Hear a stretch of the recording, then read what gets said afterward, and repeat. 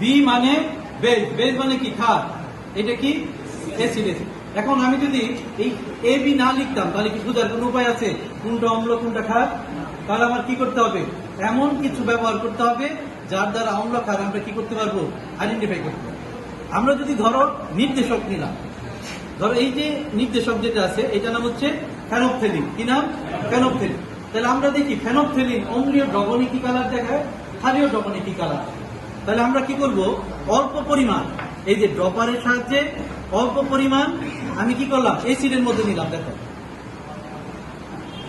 কোনো কালার পরিবর্তন আছে? 1-2 ফুটা দিলেই হবে, আমি কিন্তু অনেক ফুটা দিচ্ছি, কোনো কালার পরিবর্তন নাই। আমি নড়ালাম, এই নির্দেশকটা আমি কি করলাম, তোমার ভিতে দিলাম। তাহলে দেখো, তাহলে কি কালার পরিবর্তন হচ্ছে।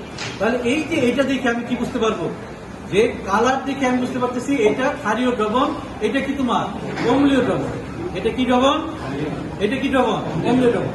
তাহলে নির্দেশকের কাজ হচ্ছে কি, তোমার অম্লীয় দ্রবণে এক কালার, ক্ষারীয় দ্রবণে কি অন্য কালার। এই টেকনিকটা ব্যবহার করে আমরা কোথায় কাজে লাগাবো, তোমার টাইট্রেশনে কাজে লাগাবো, তুল্য বিন্দু নির্ণয়, অর্থাৎ একটা বিক্রিয়ার শেড বিন্দু নির্ণয় করবো। সেটা নির্ণয় করার জন্য কি করবো, এটা ব্যবহার করবো।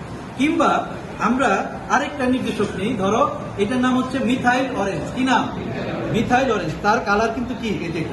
তাহলে এই মিথাইল অরেঞ্জ আমরা কি করি, একবার অ্যাসিডে নিই। দেখো এই যে অ্যাসিডে নিচ্ছি,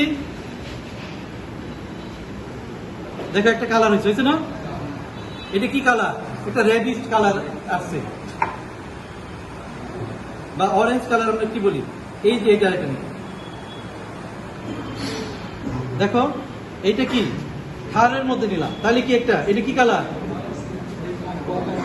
এই যে মেয়েরা কিন্তু কালার চিনতে পারে, হ্যাঁ তোমরা চিনতে পারলাম। তাহলে কি এটা কি কালার, ইয়েলো কালারের দিকে গেছে, ইয়েলো কালার দিকে টান নিচ্ছে না, এটা কি রেড কালারের দিকে গেছে। তাহলে দেখো যদি আমি তোমার টাইট্রেশন করি, মনে করো আমি অম্লীয় দ্রবণ নিলাম, তাহলে অম্লীয় দ্রবণে যখন আমি নির্দেশক দিব তখন কালার থাকবে কি এই কালার। টাইট্রেশন যখন আমি করবো, অর্থাৎ দূরের দিয়ে আমি ক্ষার যদি দিই, দিতে দিতে যখন এই কালারের রূপান্তর হয়ে যাবে তখন বুঝবো কি আমার বিক্রিয়া শেষ। তখন আমি ওই তুল্য বিন্দুর আয়তনটা নির্ণয় করব, কত আয়তন হয়। নির্দেশক কি এবং কিভাবে কাজ করে মোটামুটি বুঝতে পারছো? ওকে, আচ্ছা এখন